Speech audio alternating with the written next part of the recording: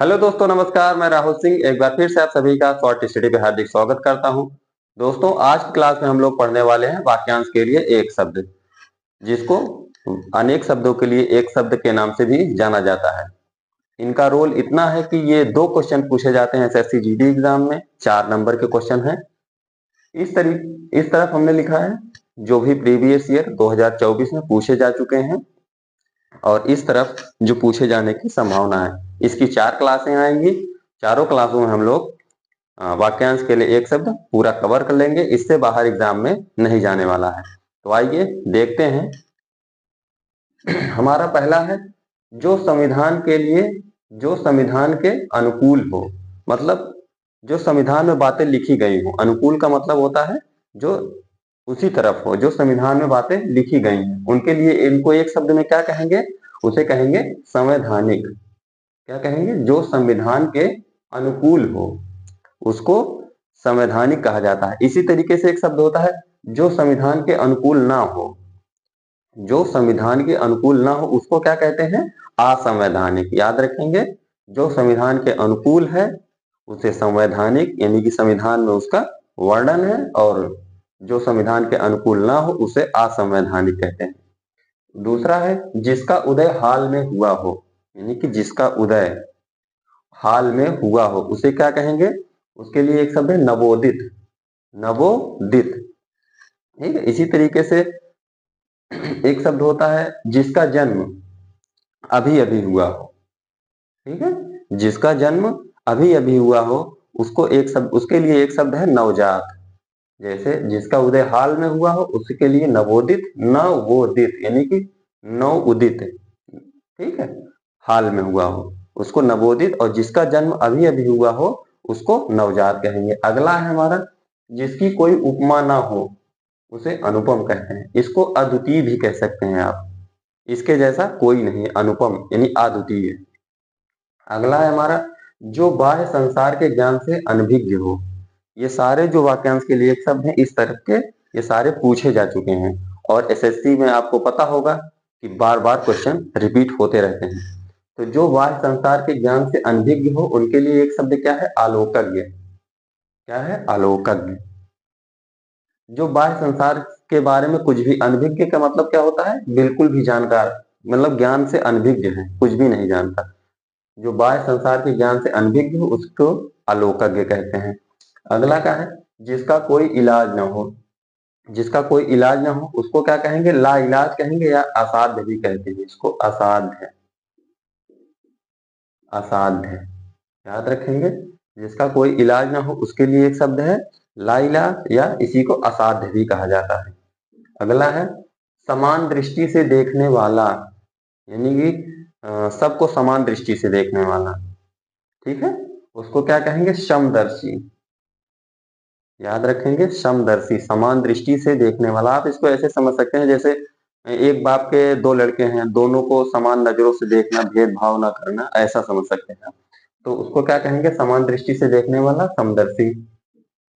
किसी बात पर बार बार जोर देना, मतलब कोई इंपॉर्टेंट बात है उसी को आप बार बार कह रहे हैं तो क्या होगा? आग्रह। इसके लिए एक शब्द है आग्रह। किसी बात पर बार बार जोर देना, आप दबा के उसको दबाव डाल रहे हैं कि ये करना है, तो आप आग्रह कर रहे हैं। ठीक है, तो इसके लिए एक शब्द क्या है? आग्रह है। अगला है जो त्यागने योग्य हो। जो त्याग दिया जाए उसको क्या कहते हैं? त्याज्य कहते हैं। उसको त्याज्य कहते हैं। जो त्यागने योग्य है उसको त्याज्य कहते हैं।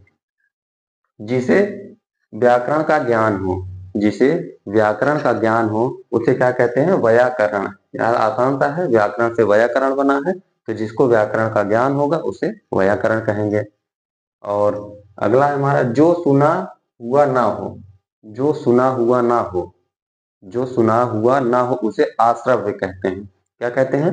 आश्रव्य कहते हैं। आप कह सकते हैं जो सुना हुआ हो, जो सुना हुआ हो उसे श्रव्य कहते हैं, जो ना सुना हुआ हो उसे अश्रव्य कहते हैं।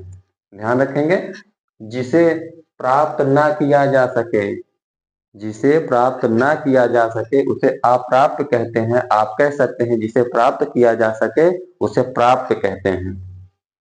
जिसे प्राप्त ना किया जा सके उसे अप्राप्य, जिसे प्राप्त किया जा सके उसे अप्राप्य।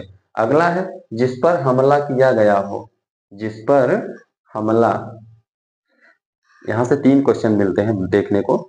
जिस पर हमला किया गया हो उसे आक्रांत कहते हैं, ठीक है, जिस पर हमला किया गया हो उसे आक्रांत, जो हमला किया है यानी कि हमला करने वाला उसे आक्रांता कहते हैं। क्या कहते हैं? आक्रांता। जिसने हमला किया हो या जिसके द्वारा हमला किया गया हो उसको क्या कहते हैं? आक्रांता। जिस पर हमला किया गया है उसको आक्रांत कहते हैं, और जिस पर हमला ना किया गया हो, जिस पर हमला ना किया गया हो उसको अनाक्रांत कहते हैं। इसको याद रखेंगे। जिसकी पत्नी मर गई हो, जिसकी पत्नी मर गई हो बार बार पूछा जाता है उसको विधुर कहते हैं, और जिसका पति मर गया हो उसे विधवा कहते हैं। ये बात याद रखेंगे। अगला है जो सबके मन की बात जानता हो उसे अंतर्यामी कहा जाता है। क्या कहा जाता है? अंतर्यामी। आप समझ लीजिए भगवान, अंतर्यामी, ठीक है। तो जिस जो जो सबके मन की बात जानता है उसे क्या कहते हैं? मन की बात को जानने वाला। जैसे प्रधानमंत्री जी मन की बात करते हैं, वो सबकी मन की बात को जानते हैं, इसलिए उनको अंतर्यामी आप कह सकते हैं, तो उसके अंतर्यामी कहते हैं। शरण में आया हुआ, जो शरण में, आपकी शरण में आ जाए उसको क्या कहते हैं? शरणागत। शरण में आगत, शरण में आगत, शरणागत। तो जो शरण में आया हुआ है उसको शरणागत कहते हैं।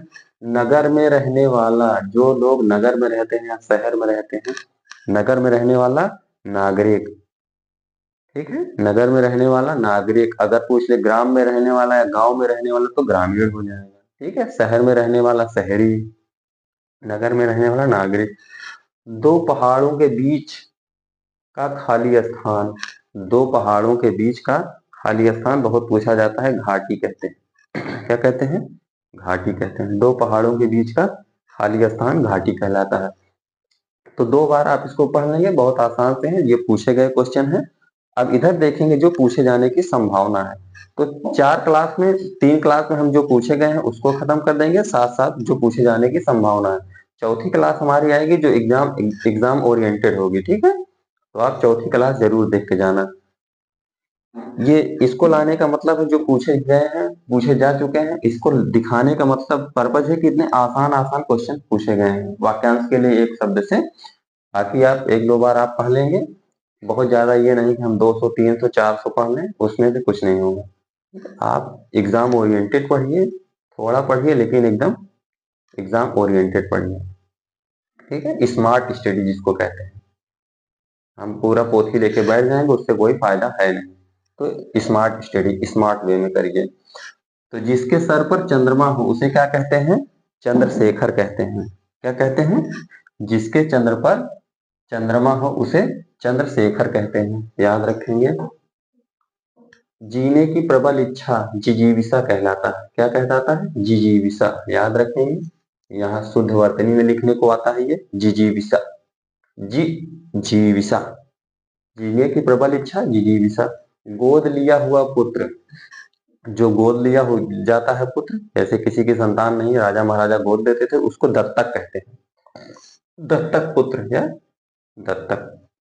जंगल की आग, जंगल की आग क्या कहलाती है? दावानल कहलाती है। एक इसी तरीके से होती है पेट की आग, पेट की आग, पेट, पेट की आग जठराग्नि, पेट की आग को क्या कहते हैं? जठराग्नि कहते हैं। पत्ते से बनी हुई पर्णकुटी, सॉरी, पत्ते से बनी हुई कुटी, इसके लिए एक शब्द क्या है? पर्णकुटी, याद रखेंगे। पत्ते से बनी हुई कुटी पर्णकुटी कहलाती है।